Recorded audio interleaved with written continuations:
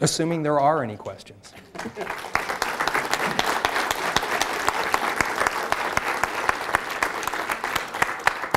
Let me just thank the people that do the work, so all I do is write the grants and the papers and give the talks, right? So I'd like to specifically mention Bohai Xiao, who's done all of the work on the site-specific modification of ApoA1, Patty Green, Andy Hufnagel, and Tomas Weiser, who've been involved in our proteomics analyses of HDL. And I've really only been able to touch the tip of this iceberg. We have a whole lot of data on this that I wasn't able to share with you tonight that's unpublished. And then Jack Oram, who came up with that detailed molecular structure of the good and bad forms of cholesterol that I showed you at the beginning of the talk, and who does a lot of our macrophage biology, because I'm a chemist at heart. So again, thank you all very much, and if there are any questions. So hopefully I understood what you were saying, but I'm wondering, are you thinking that there's multiple dysfunctions and individuals might have one or another one, but they're all somehow related to this process? I think that's a very attractive notion. So we know that people get heart disease for all different kinds of reasons, right? It looks simple. The final thing that you get in an atherosclerotic lesion is a pretty stereotypic response of the artery wall to damage. But we know that in individuals, it's not easy to predict what's happening. And so one very attractive idea is that different things are going on in different people. For example, diabetics have greatly increased risk for heart disease. It's not clear why that is. Simple things like how good their blood glucose control are don't really predict whether or not they're at risk. And so one idea might be that there are differences in the protein composition of the HDL in diabetics compared to non-diabetics. And in fact, we have very strong evidence that that is the case. And so one could imagine many different molecular functions and abnormalities going on. One of the great things about using mass spectrometry to look at the HDL is we can interrogate all of these proteins at one time in one analysis and potentially gain information about many different risk factors in each individual. So we like that idea, and we're pursuing that notion very aggressively in the lab. Okay. And also, do you think that there may be, or is there any evidence that there might be an association between level of HDL and dysfunction? Well, see, so this is one of those issues. So our clinical laboratories like simple tests, okay? And so the test for HDL cholesterol and LDL cholesterol are very simple, very profitable, easy to do, anyone can understand it.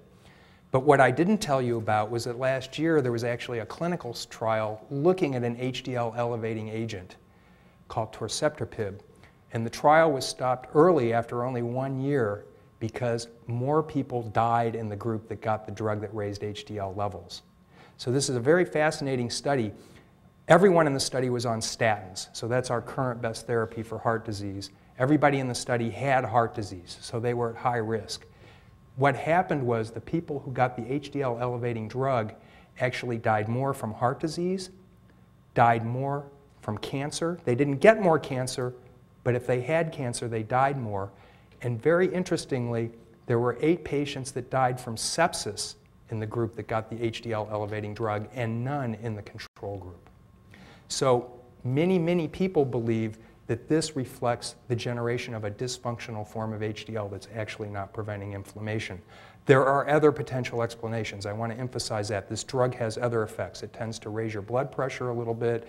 It has effects on aldosterone and potassium metabolism, and so there are other hypotheses. We call that off-target toxicities that may explain this. But my colleague Jack Oram actually predicted 10 years ago that this drug would kill people. Thank you.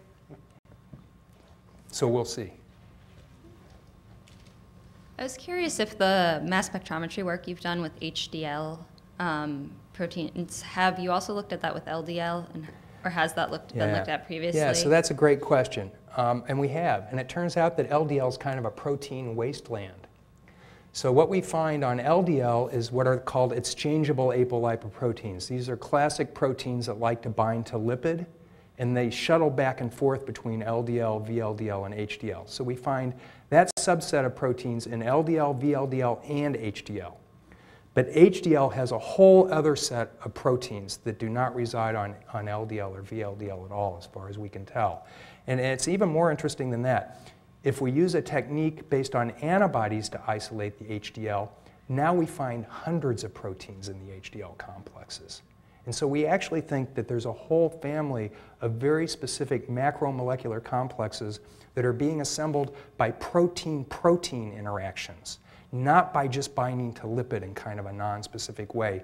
And these proteins live in this family of proteins that we call HDL. We're even finding HDL particles that are very rich in ApoA1 and have no lipid in them. So this idea that HDL is a protein-lipid complex that floats at a certain density in a centrifuge, we think is an incredibly naive and oversimplified way of thinking about the problem. You mentioned the antibody study. Have you looked at using micro antibody arrays or something? Yeah, so these are all things that we're gearing up to do, and one of the things that we'd really like to do is to make these assays more high throughput so that we could start doing clinical studies. So I mentioned earlier that we've looked at people with and without diabetes and with and without obesity and with and without insulin resistance, and we're finding very striking results there. In fact, in this setting, it looks like there's a protein called clusterin, or interestingly, ApoJ, that's very enriched in healthy people and goes down in any of these disorders. And that study involved about 100 individuals. What we'd like to be able to do is to study 300 to 400 people in an analysis, because that's when the clinicians are going to start to pay attention. They don't like these studies that only have 10 or 20 people in them. But our bias is if we don't see any big differences in a small study, it's not worth looking at hundreds of people. We want to find things that are really changing in a major way. And so far, it's looking very promising from that perspective.